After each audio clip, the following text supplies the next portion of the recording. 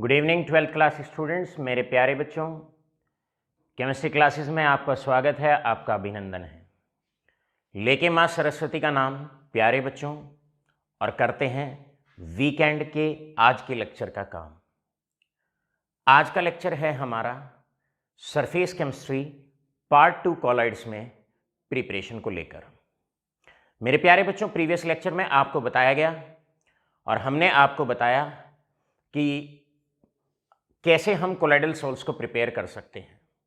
उसमें हम आपको अभी तक बता चुके हैं दो मेथड, मैकेनिकल डिसइंटीग्रेशन मेथड, जहां पर कोलाइडल मील में हम सस्पेंशन पार्टिकल्स को डालते हैं और उन्हें कन्वर्ट करते हैं कोलाइडल साइज रेंज पार्टिकल्स में। दूसरा तरीका था जब हम मेटल्स के सॉल्ट बनाते हैं और पर्टिकुलरली उन मेटल्स का सॉल्ट बनाते हैं जिनका मेल्टिंग पॉइंट कम होता है, जैसे copper, platinum, palladium etcetera, Bredig's arc method से। आज बारी है most important method for the preparation of colloidal salts, और जिससे क्वेश्चन के पूछे जाने की जो प्रोबेबिलिटी होती है वो 100% होती है। It is the third method with which we have to continue today, that is in the preparation of colloidal salts. Third method होता है कोलाइडल सॉल्ट्स को बनाने का, दैट इज पेप्टाइजेशन। पेप्टाइजेशन का मतलब क्या होता है बच्चों? पेप्टाइजेशन का मतलब है it is a process of converting freshly prepared precipitates into the colloidal salt by the addition of strong electrolyte. मतलब सबसे पहले इस बात का ध्यान रखेंगे कि हमारे पास ये कोलाइडल पार्टिकल्स हैं, ये फ्रेशली प्रिपेयर्ड प्रेसिपिटेट है, इस प्रकार ये प्रेसिपिटेट है। सबसे पहला कार्य होता है कि फ्रेशली प्रिपेयर्ड प्रेसिपिटेट्स को बनाना। अब उसके बाद हम करते क्या हैं, ये हमारे पास एक सॉल्यूशन है जिसमें ये प्रेसिपिटेट नीचे बैठे हुए हैं। अब इन प्रेसिपिटेट को हम कन्वर्ट करते हैं कोलाइडल पार्टिकल्स में। और कैसे कन्वर्ट करते हैं? By the addition of strong electrolyte. अब ऊपर से हम क्या करते हैं, ऊपर से डाल देते हैं कोई भी इलेक्ट्रोलाइट। मान लो ये हमारे पास फेरिक हाइड्रोक्साइड, एल्यूमिनियम हाइड्रोक्साइड, हमारे पास कोई भी हाइड्रोक्साइड आपके पास हो सकता है। यहाँ पर अपनी बात को समझाने के लिए हमने जो एग्जाम्पल लिया है वो एग्जाम्पल हमने फेरिक हाइड्रोक्साइड का लिया है। मान लो हमारे पास नीचे सॉल्यूशन में बैठे हुए हैं freshly prepared precipitates of ferric hydroxide. अब हम किस तरीके से इन फेरिक हाइड्रोक्साइड के प्रेसिपिटेट्स को हम कोलाइडल पार्टिकल्स में बदलेंगे? हम ऊपर से बच्चों क्या करते हैं, एक इलेक्ट्रोलाइट डालते हैं, एक स्ट्रॉन्ग इलेक्ट्रोलाइट डालते हैं in small amount, that is FeCl3। अब आप जानते हैं जैसे ही सॉल्यूशन में FeCl3 डलेगा, FeCl3 का मतलब होता है कि जैसे ही पानी में जाएगा कन्वर्ट हो जाएगा Fe3 पॉजिटिव में और 3Cl नेगेटिव में। ये आपका कन्वर्ट हो जाएगा इसमें। ऊपर से डाला स्ट्रॉन्ग इलेक्ट्रोलाइट, नीचे बैठे हुए हैं प्रेसिपिटेट्स। अब ये प्रेसिपिटेट्स सॉलिड होते हैं, इनकी अपनी सरफेस होती है, राइट। अब ये क्या कार्य करते हैं, ऊपर से एक आयन को, पर्टिकुलर एक आयन को अपनी सरफेस पर एडजॉर्ब कर लेते हैं। जैसे कि ऊपर से FeCl3 डाला है, बहुत सारे फेरिक आयन्स हैं, बहुत सारे क्लोराइड आयन हैं। तो फ्रेशली प्रिपेयर्ड प्रेसिपिटेट क्या करते हैं, पर्टिकुलरली एक टाइप के आयन को एडजॉर्ब कर लेते हैं। एडजॉर्ब करने के बाद क्या होता है, ये आपके पास प्रेसिपिटेट्स हैं। अब इनकी सरफेस पर एक पर्टिकुलर टाइप ऑफ आयन, जैसे फेरिक आयन और फेरिक आयन आके एडजॉर्ब हो जाता है। अब क्योंकि एक ही आयन आके, एक पर्टिकुलर आयन आके सरफेस पे एडजॉर्ब हुआ है, तो इन पे क्योंकि सिमिलर चार्ज है तो आपस में इनमें हो जाएगा रिपल्शन। अब जैसे ही रिपल्शन होगा वैसे ही ये नीचे से उठ के और ऊपर जो डिस्पर्जन मीडियम है, ऊपर जो डिस्पर्जन मीडियम है उसमें डिस्पर्स हो जाएंगे और बन जाएगा कोलाइडल सॉल्व। तो ये रहा आपका, यहाँ से Fe3 पॉजिटिव, यहाँ से Fe3 पॉजिटिव और यहाँ से Fe3 पॉजिटिव। आप चाहें तो इसको आसान वे में ऐसे भी दिखा सकते हैं कि आपके पास ये प्रेसिपिटेट्स यहाँ पर पड़े हुए हैं, ये प्रेसिपिटेट पड़े हुए हैं, एक पर्टिकुलर टाइप ऑफ आयन को इन्होंने अपनी सरफेस पर एडजॉर्ब किया। अब क्योंकि एक ही तरह के आयन को एडजॉर्ब करते हैं तो इनमें हो जाता है रिपल्शन, और रिपल्शन होने की वजह से ये जो प्रेसिपिटेट होते हैं ये मीडियम के अंदर डिस्पर्स हो जाते हैं। हमने कहा ये मीडियम के अंदर डिस्पर्स हो जाते हैं और बन जाता है कोलाइडल सॉल्व। ये बना आपका कोलाइडल सॉल्व। तो मेरे प्यारे बच्चों, अब हम करते क्या हैं, अब हम डेफिनेशन को दोबारा से एक बार रिकॉल करते हैं। और आपकी डेफिनेशन है, ये फ्रेशली प्रिपेयर्ड प्रेसिपिटेट है, इनको कन्वर्ट करना, किसमें कन्वर्ट करना, कोलाइडल सॉल्व में। कैसे कन्वर्ट करते हैं, by the addition of strong electrolyte, by the addition of strong electrolyte. मेरे प्यारे बच्चों, इस मेथड से जब आप कोलाइडल सॉल्व बनाओगे तो दो चीजें आपको यहां पर देखने को मिलेगी। पहला पॉइंट नोट करने वाला है, कोलाइडल पार्टिकल्स पे आपको चार्ज देखने को मिलेगा, और क्योंकि सभी पे चार्ज एक जैसा होगा तो आपको देखने को मिलेगा सिमिलर चार्ज। अब ये चार्ज बड़ा महत्वपूर्ण होता है, बड़े काम की चीज होता है। इसी चार्ज पर कई तरह के क्वेश्चंस बन जाते हैं, जैसे कि पहला क्वेश्चन, डिपेंडिंग अपॉन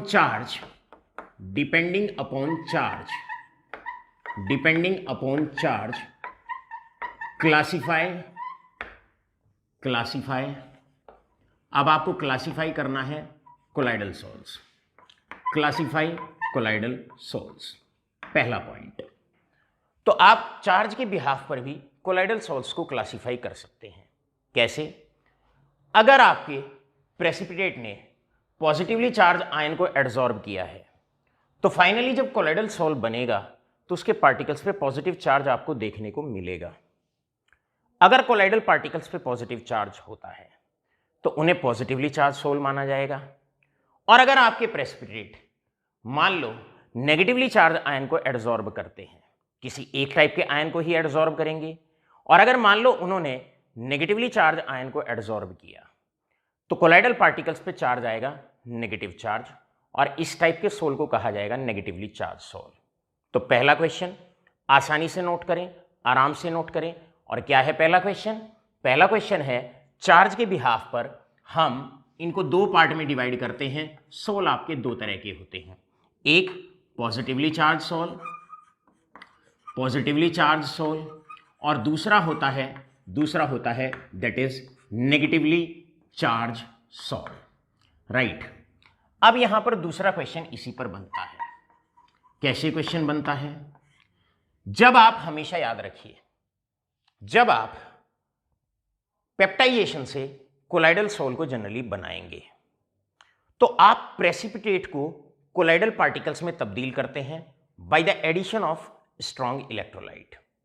अब आपने यहां पर जो सोल बनाया वो फेरिक हाइड्रोक्साइड का बनाया, लेकिन फाइनली आप क्या देख रहे हैं, ये जो पार्टिकल्स हैं ये फेरिक हाइड्रोक्साइड के हैं, लेकिन फाइनली जब सोल बनेगा तो फेरिक हाइड्रोक्साइड के ऊपर बैठ जाएगा Fe3 पॉजिटिव।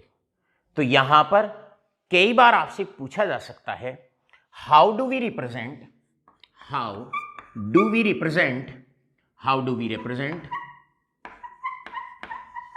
हम किस तरीके से रिप्रेजेंट करेंगे, how do we represent a ferric hydroxide soul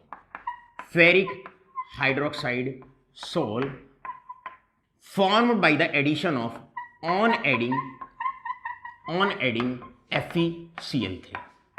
तो भाई सीधी सी बात है, आपने फेरिक हाइड्रोक्साइड का जो सोल बनाया है FeCl3 को ऐड करके, तो कोलाइडल पार्टिकल्स पे जो चार्ज आया है उसने एड्सॉर्ब किया है Fe3 पॉजिटिव को, चार्ज आया है पॉजिटिव चार्ज। तो यहां पर आप कोलाइडल पार्टिकल को इस प्रकार रिप्रेजेंट करेंगे। कैसे? देखिए, ये रहा कोलाइडल पार्टिकल, जो बनेगा उसको रिप्रेजेंट इस फॉर्म में किया जाएगा FeOH होल थ्राइस और हाइफन लगा के यहां लिख देंगे Fe3 पॉजिटिव। अब अगर मान लो जो भी आयन एड्सॉर्ब होता है, सबसे पहले आप प्रेसिपिटेट का सिंबल लिखेंगे जिसके भी प्रेसिपिटेट हैं, और उसके बाद हाइफन लगा के आपने करना क्या है, जो भी आयन एड्सॉर्ब हुआ है उसके बाद इसको लिखा जाता है। तो यहां पर इस सॉल्यूशन के अंदर आप कोलाइडल पार्टिकल्स को इस प्रकार लिखने वाले हैं।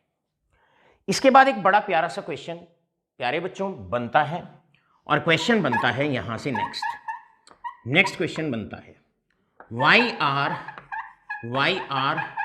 कोलाइडल सॉल्ट्स, ये बड़ा इंपॉर्टेंट है, why are colloidal salts stable, why are colloidal salts stable. भाई कोलाइडल सॉल्ट स्टेबल क्यों होते हैं? इसका मतलब ये होता है, जब भी आप कोई कोलाइडल सॉल्यूशन बना लेते हैं तो एक बार अगर कोलाइडल सॉल्ट बन जाता है या सॉल्यूशन बन जाता है, तो उसके बाद जो कोलाइडल पार्टिकल्स होते हैं वो नीचे नहीं बैठते हैं। एक बार आपने सॉल्ट बना दिया, उसके बाद आप कितनी देर उस सॉल्ट को अगर आप रख लेते हो तो जो पार्टिकल्स होते हैं वो नीचे सेटल डाउन नहीं होते हैं। इसका मतलब डिस्पर्जन मीडियम के अंदर निरंतर वो बने रहते हैं, हमेशा उसी के अंदर फैले रहते हैं। और कभी भी कोलाइडल सॉल्ट जो है अपने आप, अगर आपने बाहर से कुछ नहीं किया तो कोलाइडल सॉल्ट अपने आप भी कभी वापस से डिसोशिएट नहीं होता डिस्पर्स्ड फेस में और डिस्पर्जन मीडियम में। तो उसका बच्चों सीधा सा आंसर है। क्या है सीधा सा आंसर? क्योंकि आप देखते हैं कोलाइडल पार्टिकल्स पे सिमिलर चार्ज होता है। कैसा चार्ज होता है? Similar charge. सिमिलर चार्ज होने की वजह से कभी भी दो कोलाइडल पार्टिकल्स पास पास नहीं आते हैं, हमेशा एक दूसरे से दूर बने रहते हैं, और अगर दूर बने रहेंगे तो मीडियम में फैले रहेंगे। किसी भी कारण से अगर कोलाइडल पार्टिकल्स पास आ गए, जुड़ने के बाद बड़ा पार्टिकल बनेगा और प्रेसिपिटेट की फॉर्म में नीचे बैठ जाएगा। तो ये नीचे क्यों नहीं बैठ पाते हैं? क्योंकि दो पार्टिकल कभी भी आपस में पास नहीं आ पाते हैं। और पास क्यों नहीं आ पाते हैं उसका रीजन होता है, और रीजन क्या है? Since they possess the similar charge. तो यहां पर आप इसका सॉल्यूशन लिखने वाले हैं, और सॉल्यूशन क्या है? Since colloidal particles possess similar charge, क्योंकि कोलाइडल पार्टिकल्स पे सिमिलर चार्ज होता है, जिसकी वजह से पार्टिकल कभी भी पास नहीं आ पाते हैं, कभी भी आपस में जुड़ते नहीं हैं, जुड़ के बड़ा पार्टिकल नहीं बनता है और नीचे नहीं बैठता है। मतलब डिस्पर्स फेस और डिस्पर्जन मीडियम अपने आप कभी भी अलग अलग नहीं होते। सो माय डियर स्टूडेंट्स, ये चार्ज बड़े काम की चीज है। इस चार्ज के आने से क्या हुआ? इस चार्ज के आने से कोलाइडल पार्टिकल्स पे सिमिलर चार्ज आने से रिपल्शन रहेगा, हमेशा रिपल्शन बना रहेगा, और ये मीडियम के अंदर हमेशा फैले हुए होंगे। जो भी मीडियम आपने लिया है, NaCl है, बेंजीन के अंदर आपने डाला, हमेशा उसके पार्टिकल एक दूसरे को रिपेल करते रहेंगे, कभी भी नज़दीक नहीं आएंगे, कभी भी जुड़ेंगे नहीं, और प्रेसिपिटेट की फॉर्म में अपने आप ही वापस से नीचे नहीं बैठते हैं। इस प्रकार मेरे प्यारे बच्चों, यहां पर आकर आपके 3 क्वेश्चन कवर अप होते हैं। पहला क्वेश्चन कवर अप होता है, क्या है पॉजिटिवली चार्ज सॉल्ट, क्या है नेगेटिवली चार्ज सॉल्ट। दूसरा क्वेश्चन यहां पर कवर अप होता है, कोलाइडल पार्टिकल्स को रिप्रेजेंट कैसे करते हैं, बहुत इंपॉर्टेंट है। आपने प्रेसिपिटेट का सिंबल लिखना होता है और ऑब्लिक लगा के जो आयन उसने एड्सॉर्ब किया है उसको हमेशा लिखना है। तो ये आप कभी भी इस पॉइंट को कभी भी आप भूलेंगे नहीं, कोलाइडल पार्टिकल को रिप्रेजेंट करना। इसके बाद क्वेश्चन यहां से बनता है, कोलाइडल सॉल्ट स्टेबल क्यों होते हैं। चलते हैं आगे की तरफ। मेरे प्यारे बच्चों, यहां पर आपसे एक और क्वेश्चन पूछा जा सकता है। अब चाहे तो एक सीरीज ऑफ क्वेश्चन यहां से जनरेट की जा सकती है। सीरीज ऑफ क्वेश्चन कैसे? देखिए, कई बार आपसे पूछा जाता है कि अगर हमने से for example a sol of AgI is prepared, a sol of AgI is prepared is prepared in two ways. Is prepared in two ways. भैया दो तरीके हैं AGI का सॉल्व बनाने के। ए, बहुत इंपॉर्टेंट क्वेश्चन है बोर्ड एग्जाम के लिए।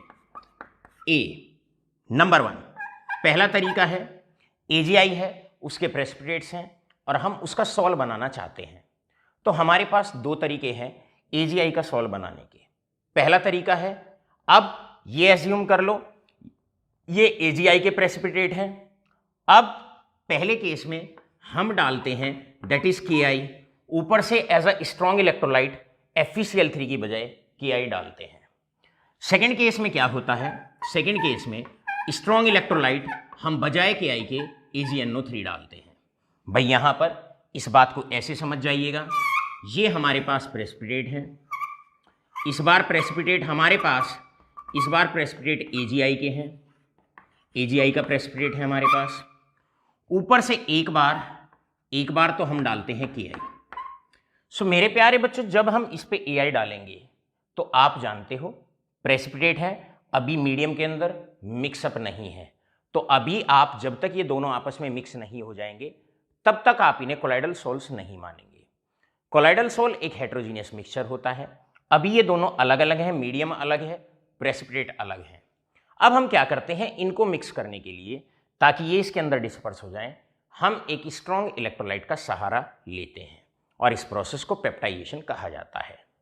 अब हमने इलेक्ट्रोलाइट का सहारा लिया K पॉजिटिव I नेगेटिव का, ऊपर से डाला KI। अब AGI के पास दो ऑप्शन है।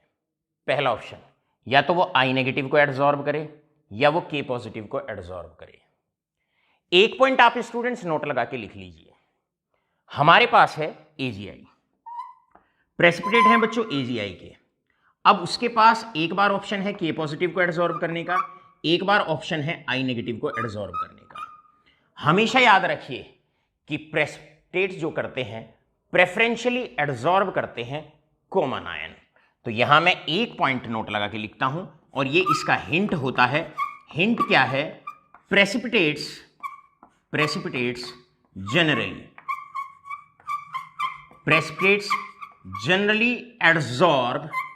Generally adsorb common ion. यहां से जो एडजॉर्ब करते हैं वो कॉमन आयन को एडजॉर्ब करते हैं। अब AGI में यहां पर जो कॉमन आयन होगा वो I नेगेटिव होगा, तो ये K पॉजिटिव को एडजॉर्ब नहीं करेंगे। इसका मतलब अगर AGI के अंदर KI डालोगे तो जो आयन एडजॉर्ब होने वाला है वो I नेगेटिव एडजॉर्ब होने वाला है। तो पहले वाले केस में अगर हम फर्स्ट केस की बात करें तो सॉल्व बनेगा AGI, और आपने देखा कि वो जो एडजॉर्ब करेगा वो I नेगेटिव को एडजॉर्ब करेगा। अगर I नेगेटिव को एडजॉर्ब किया तो कोलाइडल पार्टिकल्स पे, यहां पर इस वाले केस में कोलाइडल पार्टिकल्स पे जो चार्ज आएगा नेगेटिव चार्ज आएगा, and depending upon the charge on colloidal particles we name the sol. तो यहां पर negatively charge sol is formed, negatively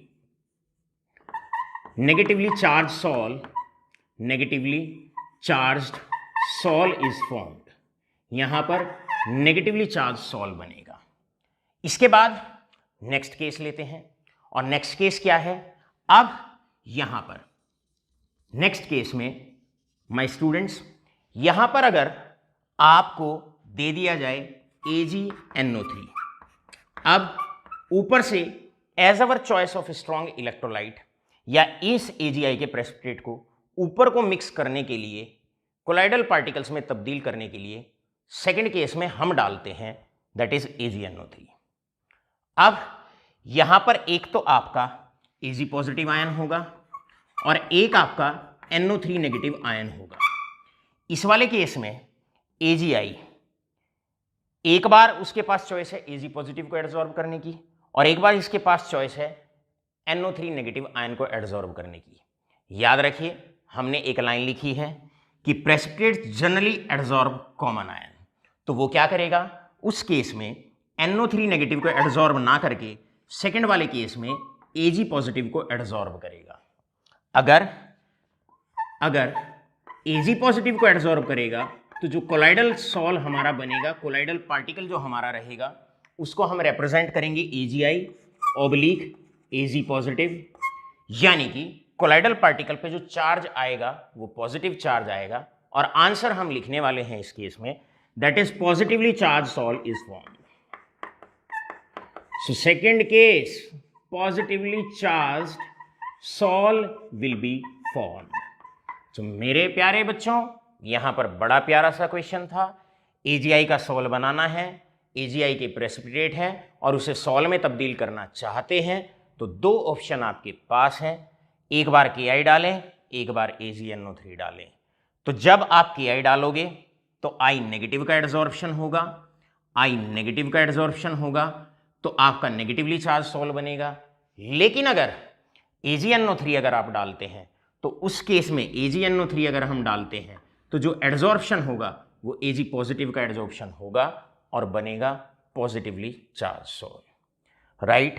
यहां पर आपका पेप्टाइजेशन के बारे में मुख्य बातें अभी आपको बताई जा चुकी हैं. एक बार पुनः मैं आपसे रिपीट करता हूं फिर से डेफिनेशन ऑफ पेप्टाइजेशन. पेप्टाइजेशन का मतलब passing of precipitate into colloidal sol by the addition of a strong electrolyte. Strong electrolyte का रोल क्या होता है? प्रेसिपिटेट नीचे बैठ जाते हैं, ऊपर मिक्सअप नहीं होते हैं, तो ऊपर से जैसे ही आप इलेक्ट्रोलाइट डालते हो तो जनरली प्रेसिपिटेट एक कॉमन आयन को एब्जॉर्ब कर लेते हैं, फिर उनमें रिपल्शन हो जाता है. रिपल्शन होने की वजह से जो प्रेसिपिटेट है वो डिस्पर्जन मीडियम के अंदर मिक्स हो जाता है. डिस्पर्स्ड फेस या प्रेसिपिटेट डिस्पर्जन मीडियम में मिक्स हो गए, हेट्रोजीनियस मिक्सचर बन जाता है और कोलाइडल सॉल बन जाता है. यहां पर इस पूरी केमिस्ट्री में जो आपको पेप्टाइजेशन की मेरे प्यारे बच्चों समझाई गई, इसमें अभी एक और बात बाकी है. और बात बाकी क्या है? बात बाकी यहां पर यह है कि जैसे ही हम इस एग्जाम्पल को अगर मान लो हम ले रहे हैं, और एग्जाम्पल है हमारे पास ये फेरिक हाइड्रोक्साइड के पीपीटी हैं और ऊपर से FeCl3 हमने डाला है. सो यहां पर अभी तक हमने केवल और केवल एक हिस्से को वॉच आउट किया है, और वो हिस्सा कौन सा है? वो हिस्सा है कोलाइडल पार्टिकल्स पर ही हमारी नजर बनी हुई है. एक बार और बारीकी से कोलाइडल पार्टिकल की तरफ अब स्टूडेंट्स ऑफ क्लास 12th हम देखते हैं. मेरे प्यारे बच्चों, ये कोलाइडल पार्टिकल है, ये फेरिक हाइड्रोक्साइड के पार्टिकल्स इसके ऊपर बैठे हुए हैं. अब ये सॉलिड सरफेस पर बैठे हुए हैं. पीपीटी है, सॉलिड होता है, तो उसकी सरफेस पर एक चार्ज की लेयर बन जाती है, और इसको कहते हैं फिक्स्ड चार्ज लेयर. तो fixed charge layer colloidal particle की सरफेस पर बन जाती है पेप्टाइजेशन के दौरान. लेकिन यह नहीं भूलना कि हमारे पास अभी एक और आयन भी है. जब आप ऊपर से FeCl3 डालेंगे तो आपके पास ना कि केवल और केवल फेरिक आयन है, साथ के साथ as a counter ion, as a surrounding ion आपके पास क्लोराइड आयन भी अभी पड़ा हुआ है. अब मेरे प्यारे बच्चों, ये तो हो गई फिक्स्ड चार्ज लेयर. यहां पर आप इसको ऐसे दिखाएंगे अब, या ऐसे आप इसको दिखा सकते हैं. भाई ये तो पॉजिटिवली चार्ज पार्टिकल इसकी सरफेस पे आके जम गए, बैठ गए. ये तो बन गई एक फिक्स्ड चार्ज लेयर जब कोलाइडल पार्टिकल ने एक पर्टिकुलर आयन को एब्जॉर्ब कर लिया अपनी सरफेस पर. तो ये आपकी बन गई एक फिक्स चार्ज लेयर.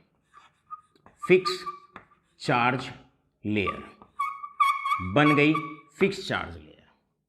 लेकिन साथ के साथ ये मीडियम है जिसके अंदर ये कोलाइडल पार्टिकल है.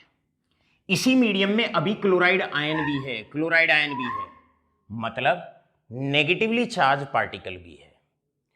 तो ये क्या करते हैं, जो नेगेटिवली चार्ज पार्टिकल होते हैं ये पानी के अंदर बने हुए होते हैं. भाई प्रेसिपिटेट के ऊपर आके तो बैठ गया पॉजिटिव चार्ज, लेकिन साथ के साथ पानी में नेगेटिवली चार्ज पार्टिकल भी बने हुए होते हैं। लेकिन जो पार्टिकल, ये जो आयन होता है, क्योंकि ये पानी इसे सराउंड करता है, वाटर इसको सराउंड करता है या मीडियम इसको सराउंड करता है।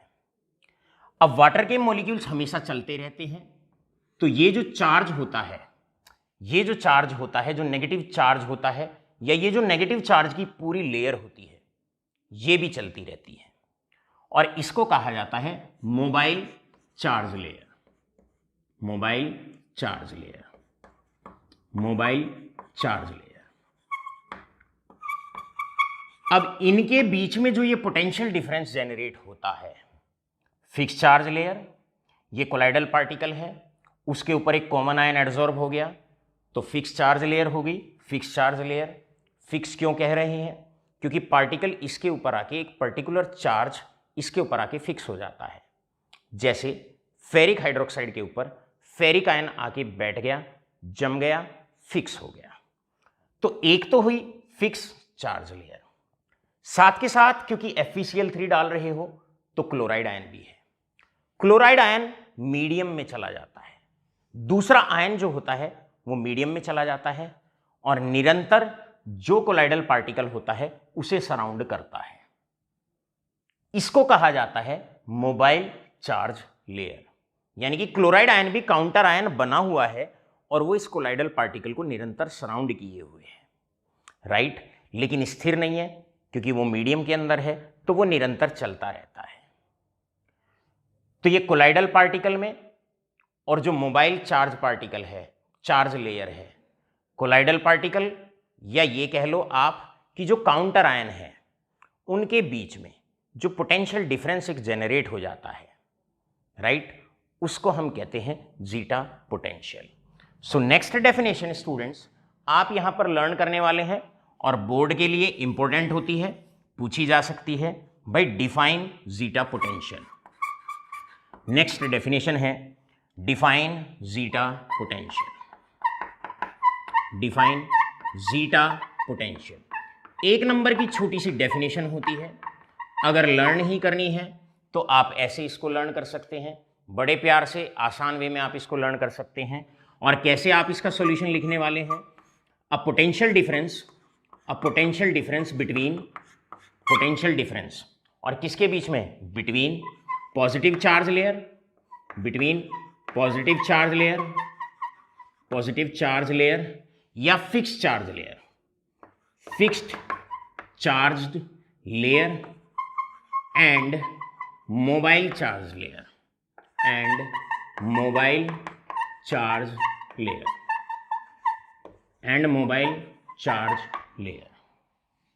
तो एक जो potential difference fix charge layer और जो ये मीडियम के अंदर मोबाइल चार्ज लेयर होती है या काउंटर आयन की जो लेयर होती है, इसके बीच में जो पोटेंशियल डिफरेंस जनरेट हो जाता है, इसको हम जीटा पोटेंशियल के नाम से पहचानते हैं।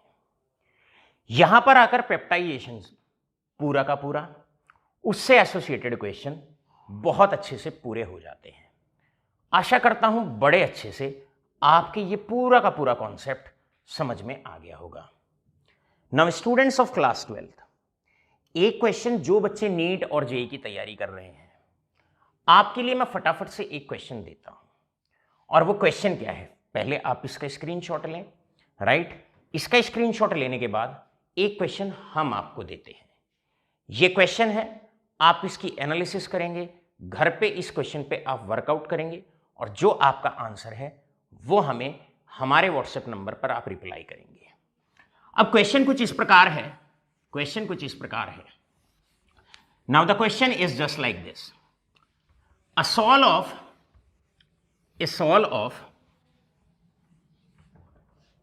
Question is very important question और मैं देखता हूं कितने बच्चे इस क्वेश्चन को ट्राई कर सकते हैं। A sol of AgI can be prepared. A sol of AgI can be prepared in two ways.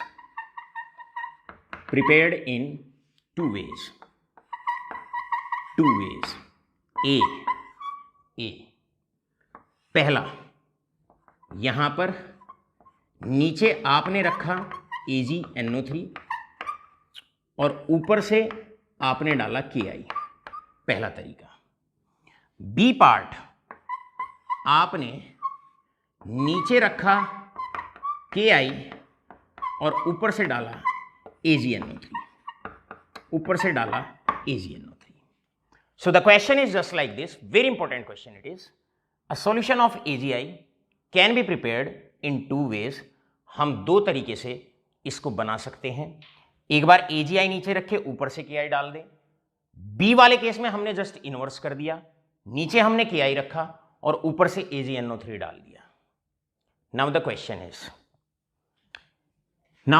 is, tell the difference in the two cases. Tell the difference in two cases. Tell the difference in two cases. आपने दोनों case में difference बताना है, दोनों में अंतर क्या है। B part, represent the colloidal particle, represent the colloidal particle. आपको क्या करना है, कोलाइडल पार्टिकल को भी इस केस में रिप्रेजेंट करना है। अगर आपने इस क्वेश्चन को सॉल्व कर लिया तो मैं ये कहता हूं कि ना कि केवल CBSE बल्कि नीट और जेईई से एसोसिएटेड भी अगर आप तैयारी कर रहे हैं तो ये एक मजबूताई से आपने समझ आइएगा कि जेईई का और नीट के जो पेपर हैं उसके डोर को आपने अच्छे से नॉक कर दिया है। इसका मतलब अपनी मौजूदगी उस एग्जाम के लिए आपने दर्ज करा दी है। आशा करता हूं पूरा peptization the most important topic of this chapter, और है क्या ये, सिंपल सा, प्रेसिपिटेट को कोलाइडल पार्टिकल्स में तब्दील करना by the addition of a strong electrolyte. और स्ट्रॉन्ग इलेक्ट्रोलाइट में से प्रेसिपिटेट जो एड्सॉर्ब करते हैं कॉमन आयन को एड्सॉर्ब करते हैं। पार्टिकल पे सिमिलर चार्ज आता है, आपने देखा positively charge sol, negatively charge sol बन जाते हैं। क्योंकि कोलाइडल पार्टिकल्स पे सिमिलर चार्ज आता है तो कभी एक बार सोल अगर बन गया उसके बाद पार्टिकल दोबारा से जुड़ते नहीं है, जुड़ के नीचे नहीं बैठते हैं और वापस से पीपीटी में कन्वर्ट नहीं होते हैं अपने आप, इसलिए कोलाइडल सोल स्टेबल भी होता है। राइट, स्टेबिलिटी का मतलब भी यही होता है कि एक बार अगर कोलाइडल सोल बन गया तो उसमें डिस्पर्स फेस और डिस्पर्जन मीडियम, प्रेसिपिटेट और मीडियम फिर दोबारा से अपने आप अलग अलग नहीं होंगे। राइट, इसके बाद कैसे कोलाइडल पार्टिकल को रिप्रेजेंट करते हैं, क्या जीटा पोटेंशियल होता है, और लास्ट में बहुत इंपॉर्टेंट क्वेश्चन, बहुत इंपॉर्टेंट क्वेश्चन, क्लियर है कि AgI का अगर सोल बनाना है तो दो तरीके हैं हमारे पास, एक बार ऊपर से KI डालें, नीचे AgNO3, एक बार ऊपर से AgNO3 डालें और नीचे KI। मुझे आज भी याद है एक बार मैं ये क्वेश्चन जब बैच में करा रहा था तो एक बच्चे ने कहा कि सर कोई डिफरेंस नहीं है दोनों केस में, नीचे AgNO3 रख के ऊपर से KI डाल दो या नीचे KI रख के ऊपर से AgNO3 डाल दो। सो मैंने पूछा कि बेटा आप ऐसा क्यों कह रहे हैं। बच्चे ने कहा सर खरबूजे पे चाकू गिरे या चाकू पे खरबूजा गिरे, कटना तो खरबूजा ही होता है। सर दोनों केस में सोल AgI का ही बनेगा। बेटा बात तो बिल्कुल सही है लेकिन ये साइंस है, तो आप याद रखिए ये जो कहावतें हैं ये आपकी ज़रूरी नहीं है साइंस पर 100% सर्टेनिटी के साथ ये एप्लीकेबल हों। सो स्टूडेंट्स ऑफ क्लास 12 ध्यान रखो, ऐसे केस में आप लोगों ने, प्यारे बच्चों, पलक, मानव, ध्यान दे बेटे इधर, बहुत दिन हो गए आपको टेस्ट में अपीयर हुए, अब की बार टेस्ट में मजबूताई के साथ अपनी मौजूदगी हमें दर्ज कराओ। ठीक है बेटे, जरा ध्यान से सुनेंगे, अब आप इधर देखेंगे और ध्यान से समझेंगे और सुनेंगे मेरी बात। मेरे प्यारे बच्चों, दोनों केस में बस मैं हिंट दे देता हूं, और हिंट आप लोगों को ये है इस क्वेश्चन का, आप रिकॉर्ड करेंगे अपनी नोटबुक में, बहुत इंपॉर्टेंट होता है भाई। इसमें तो कोई शक नहीं कि AgI का सोल बनना है, पहले वाले केस में भी बनना है और दूसरे वाले केस में भी बनना है, क्लियर है। और याद रखिए, ऑलवेज रिमेंबर दैट, जो आयन सॉल्यूशन के अंदर होता है वो एड्सॉर्ब होता है।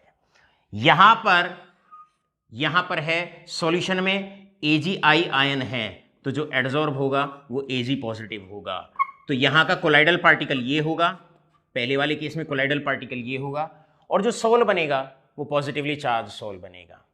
दूसरे वाले केस में सॉल्यूशन के अंदर AgI के PPT बनेंगे, सॉल्यूशन के अंदर जो आयन होता है हमेशा वो एडजॉर्ब होता है। यहां पर आई नेगेटिव एडजॉर्ब होगा, इसका मतलब कोलाइडल पार्टिकल यहां पर होगा AgI/I नेगेटिव, और सेकेंड वाले केस में जो आपका सॉल बनेगा वो नेगेटिवली चार्ज सॉल बनेगा। मेरे प्यारे बच्चों, जीटा पोटेंशियल किस तरीके से प्रेसिपिटेट बनते हैं, किस तरीके से उनके कोलाइडल सॉल्स हम बनाते हैं, आशा करता हूं तीनों के तीनों मेथड, मैकेनिकल डिसइंटीग्रेशन, ब्रिडिक्स-आर्क मेथड और आज पूरा का पूरा आपको पढ़ाया पेप्टाइजेशन, आशा करता हूं पूरे अच्छे तरीके से, पूर्ण अच्छे तरीके से आपके ये दोनों समझ में आ गए होंगे। अब आप फटाफट से इसको नोट कर लीजिएगा और चलते हैं फिर नेक्स्ट हेड। यहां पर अब हम शुरू करते हैं। कोलाइडल सॉल्स आपके बनाए जा चुके हैं, 3 मेथड से हमने बना लिए हैं, और अब बारी है स्टूडेंट्स ऑफ क्लास 12 कि अब हम किस तरीके से इन कोलाइडल सॉल्स को रिफाइन कर सकते हैं, प्यूरिफाई कर सकते हैं। So our next heading is purification of colloidal sols या रिफाइनिंग ऑफ कोलाइडल सॉल्स। जैसा कि आप जानते हैं कि अभी हमने आपको कुछ देर पहले बताया, फेरिक हाइड्रोक्साइड में हम डालते हैं ऊपर से FeCl3, तब जाके आपका बनता है, जैसे ही हमने ऊपर से FeCl3 डाला तब जाके आपका बनता है फेरिक हाइड्रोक्साइड का सॉल। अब मेरे प्यारे बच्चों, इसमें क्या है, FeCl3 में से एक आयन तो आपके काम की चीज है जिसे कोलाइडल पार्टिकल एड्सॉर्ब करता है अपनी सरफेस पर, लेकिन एक आयन, काउंटर आयन, जो मोबाइल चार्ज लेयर में होता है, जिसके कारण जीटा पोटेंशियल जनरेट होता है, ये जो आयन है आपका, ये आपका इंप्योरिटी का काम करता है। This will act as impurity. तो हमने अब करना क्या होता है, जब आपके कोलाइडल सोल्स बन जाते हैं तो इस तरह के जो आयंस होते हैं, राइट, जो रेस्ट आयंस होते हैं और छोटी छोटी जी जो इंप्योरिटीज होती हैं, अब उनको किस तरीके से हम कोलाइडल पार्टिकल से अलग करते हैं, कोलाइडल सोल से अलग करते हैं। चलिए सीखते हैं how do we purify the colloidal sols. इनको प्यूरिफाई करने के हमारे पास 2 तरीके होते हैं। पहला तरीका, जिसको हम डायलिसिस के नाम से पहचानते हैं। डायलिसिस एक बड़ा कॉमन सा मेथड होता है, आप सब अवेयर होते हैं इससे। ब्लड के लिए डायलिसिस कराई जाती है, जब किडनी काम करना बंद कर देती है तो डायलिसिस कराई जाती है ब्लड को प्यूरिफाई कराने के लिए। चलिए सीखते हैं कोलाइडल सोल्स पे डायलिसिस का क्या रोल होता है और किस तरीके से डायलिसिस मेथड से हम कोलाइडल सोल्स को प्यूरिफाई कराते हैं। मेरे प्यारे बच्चों, यहां पर हम क्या करते हैं, एक लेते हैं, दैट इज कोलाइडल बैग हम लेते हैं, राइट। यहां पर हम एक कोलाइडल बैग लेते हैं जो एनिमल मेम्ब्रेन का बना हुआ है, अर्थात SPM का बना हुआ है। एक बैग लेते हैं मेड अप ऑफ SPM या made up of animal membrane, made up of animal membrane, या आप कह सकते हो SPM का बना हुआ कोलाइडल बैग लिया जाता है। अब ऊपर से हम डालते हैं जिस कोलाइडल सोल को आपको प्यूरिफाई करना होता है। अब ऊपर से डाला आपने, ऊपर से आपने कोलाइडल सॉल्यूशन डाला। कोलाइडल सॉल्यूशन में 2 चीज है, एक आपके पास कोलॉइड है, एक आपके पास क्रिस्टलॉइड है। आपके पास क्रिस्टलॉइड है, क्रिस्टलॉइड जैसे कि क्लोराइड आयन एक्स्ट्रा में है यहां पर, और भी बहुत छोटी छोटी सी इंप्योरिटी हो सकती है। तो आप क्या करते हैं, ये कोलाइडल बैग है, यहां पर पानी है या कोई भी मीडियम आप ले लेते हैं, क्लियर है। ये colloidal bag made up of SPM, ऊपर से इम्प्योर कोलाइडल सोल डाला जाता है, और इम्प्योर कोलाइडल सोल का मतलब है उसके अंदर 2 चीजें हैं, एक आपका कोलॉइड है जो आपके काम की चीज है, और एक आपके पास क्रिस्टलॉइड है जो इम्प्योरिटी का काम करता है। अब आपको हमने स्टार्टिंग की डेफिनेशन में ही कोलॉइड की ये बताया था कि कोलॉइड की खासियत क्या होती है। एक सब्सटेंस जब डिसॉल्व होने के बाद SPM से पास नहीं होता। सो यहां स्टूडेंट्स, जैसे ही हम कोलॉइड और क्रिस्टलॉइड जैसे ही यहां से दोनों डालेंगे, तो जो कोलॉइड है वो तो SPM से पास नहीं होगा बाय इट्स डेफिनेशन। तो ये कोलॉइड तो आपका SPM से पास नहीं होगा बाय द डेफिनेशन, स्टार्टिंग में आपको बताया था। और जो ये क्रिस्टलॉइड है, ये कोलॉइड, दिस इज कोलॉइड, और ये आपका क्रिस्टलॉइड है, this is crystalloid. So students यहां पर क्या होगा, कोलॉइड तो एसपीएम से पास नहीं होगा, लेकिन जो क्रिस्टलॉइड है, जो इम्प्योरिटी है, वो एसपीएम से पास हो जाएगी और मीडियम में आ जाएगी। इस मेथड को कहा जाता है डायलिसिस। डायलिसिस का मतलब सेपरेट करना कोलॉइड को क्रिस्टलॉइड से, किससे पास करके, थ्रू एसपीएम, या हम कह सकते हैं एनिमल मेम्ब्रेन। इस मेथड को हम कहते हैं डायलिसिस। स्टूडेंट्स, डायलिसिस प्रोसेस बड़ा स्लो प्रोसेस होता है। अब हम क्या करते हैं, अगर हम ये चाहते हैं कि फटाफट से सारा का सारा जो इम्प्योर कोलॉइडल सोल है, फटाफट से वो सारा का सारा प्यूरिफाई हो जाए, तो हम इसको स्पीड अप करने के लिए, डायलिसिस को स्पीड अप करने के लिए हम क्या करते हैं, एक इलेक्ट्रिक फील्ड लगा लेते हैं, पोटेंशियल डिफरेंस लगा लेते हैं, इलेक्ट्रिक फील्ड लगा लेते हैं। यहां से हम अब यहां पर कोई इलेक्ट्रिक फील्ड हम लगा देंगे, इलेक्ट्रिक फील्ड हम लगा देंगे, और जो ये एक्स है, जैसे कि क्रिस्टलॉइड है, जैसे कि क्लोराइड आयंस वगैरह हैं, या और बहुत छोटे छोटे से आयंस हैं, जैसे ही इलेक्ट्रिक फील्ड लगाओगे ये फटाफट यहां से बाहर आने शुरू हो जाएंगे। जितने भी एक्स हैं ये सारे आपके बाहर फटाफट से आने शुरू हो जाएंगे, और इस प्रोसेस की जो स्पीड है वो और ज़्यादा बढ़ जाएगी। मतलब डायलिसिस अगर इलेक्ट्रिक फील्ड की प्रेजेंस में आप करा देते हो तो उस केस में इसकी स्पीड बहुत ज़्यादा बढ़ जाती है।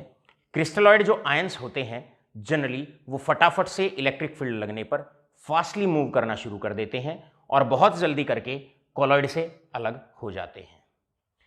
इस मेथड को कहा जाता है इलेक्ट्रोडायलिसिस। अब क्या डिफरेंस हुआ डायलिसिस और इलेक्ट्रोडायलिसिस में?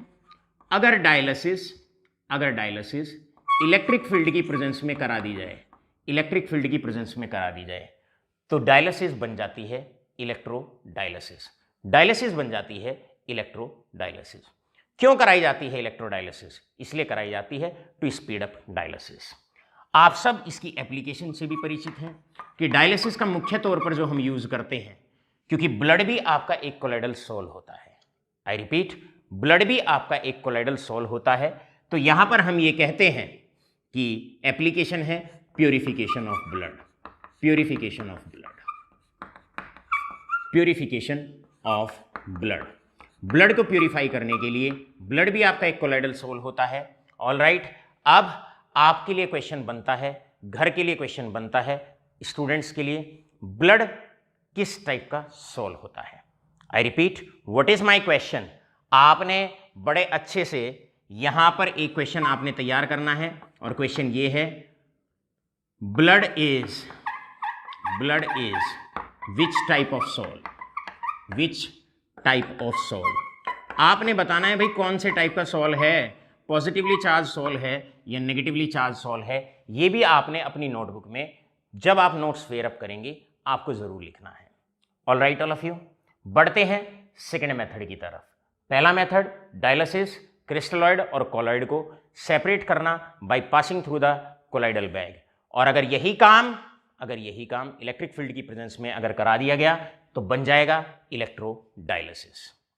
सेकेंड मेथड होता है, और ये जनरली लैब मेथड होता है, और इसे जनरली आप अपने लैब में भी करा सकते हैं।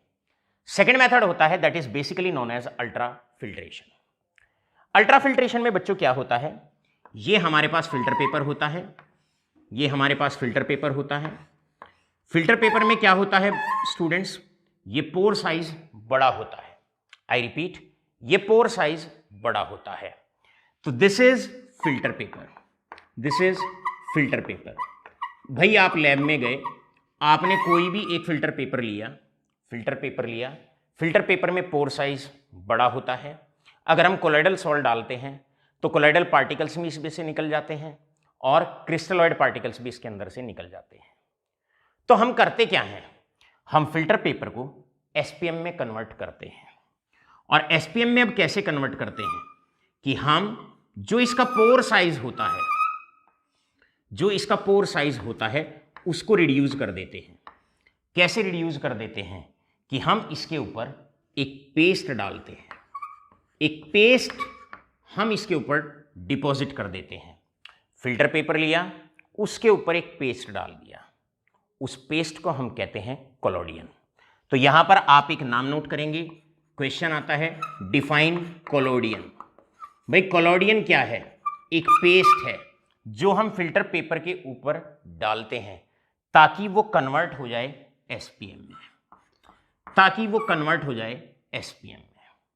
अब कॉलोडियन क्या होता है? सेल्यूलोज नाइट्रेट इन इथाइलिन ग्लाइकोल, सेल्यूलोज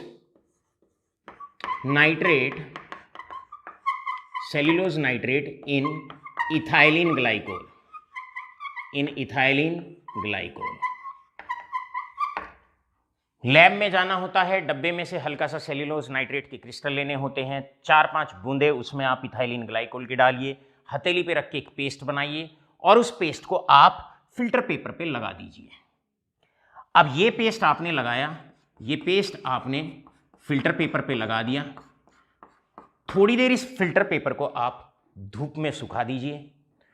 तो ये जो पेस्ट होता है ये इसके जो पोर्स होते हैं, जो होल्स होते हैं, इसमें चिपक जाता है और जो पोर साइज होता है उसको कम कर देता है, राइट। जैसे ही फिल्टर पेपर का पोर साइज कम हो जाता है ये बन जाता है, ये ट्रीट किया जाता है एज ए एसपीएम। अब आप जानते हैं एक बार फिल्टर पेपर अगर एसपीएम में कन्वर्ट हो गया तो अब इसके ऊपर से आप इम्प्योर कोलाइडल सोल्ट डालेंगे, जितनी भी इम्प्योरिटीज होंगी क्रिस्टलॉइड टाइप की वो तो इससे पास हो जाएंगी, लेकिन क्योंकि अब ये एसपीएम है तो जो कोलाइडल पार्टिकल्स होंगे वो इस एसपीएम से पास नहीं हो पाएंगे, क्योंकि डेफिनेशन आप अच्छे तरीके से वाकिफ हैं, आप अच्छे तरीके से जानते हैं। कॉलॉइड एक सब्सटेंस होता है जो डिसॉल्व्ड स्टेट में एसपीएम से पास नहीं होता है। एक बार फिल्टर पेपर आपने कन्वर्ट किया, किस में कन्वर्ट किया? एसपीएम में। कैसे कन्वर्ट किया? उसके ऊपर कॉलोडियन डाल दिया। कॉलोडियन क्या है? एक पेस्ट सेल्यूलोज नाइट्रेट का, किसके ऊपर? इथाइलिन ग्लाइकोल के ऊपर पेस्ट बना के और हम फिल्टर पेपर के ऊपर डाल देते हैं, फिल्टर पेपर को सुखाते हैं, राइट, और ये बन जाता है, एसपीएम बन जाता है, और फिर हम इससे अपने इम्प्योर कोलाइडल सोल को प्यूरिफाई करते हैं। इस मेथड को जहां पर हम फिल्टर पेपर का इस्तेमाल करते हैं इसको कहा जाता है अल्ट्रा फिल्ट्रेशन। इस मेथड को अल्ट्रा फिल्ट्रेशन के नाम से पूछा जाता है। मेरे प्यारे बच्चों, यहां पर आपसे बड़ा एक सिंपल सा क्वेश्चन पूछा जाता है और सिंपल क्वेश्चन यही होता है, डिफाइन अ कॉलोडियन। तो कॉलोडियन क्या है आप भली भांति जान गए हैं। कॉलोडियन क्या है? एक पेस्ट, किसका? सेल्यूलोज नाइट्रेट का, जो किसके अंदर बनाया गया है? बनाया गया है इथाइलिन ग्लाइकोल के अंदर। सो स्टूडेंट्स, आज के लेक्चर में हमने पढ़ा पेप्टाइजेशन पढ़ा, उससे एसोसिएटेड सारे क्वेश्चंस हमने पढ़े, और इसके बाद हमने पढ़ा कौन कौन से तरीके हैं जिससे हम इम्प्योर कोलाइडल सोल को प्यूरिफाई कर सकते हैं।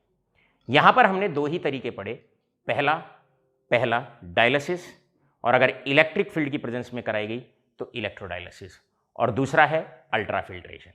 अल्ट्रा फिल्ट्रेशन में क्योंकि फिल्टर पेपर का इस्तेमाल होता है हम उसे ही एसपीएम में कन्वर्ट कर देते हैं, एक पेस्ट उसके ऊपर लगा के, और फिर उससे हम प्यूरिफाई करते हैं इम्प्योर कोलाइडल सोल को। आशा करता हूं अच्छे से सरफेस केमिस्ट्री का पता भी आपको नहीं चल रहा होगा और बड़े आसानी से आपके छोटे दिमाग में, राइट, पूरी सरफेस केमिस्ट्री अच्छे से बैठ रही होगी। बहुत बहुत धन्यवाद।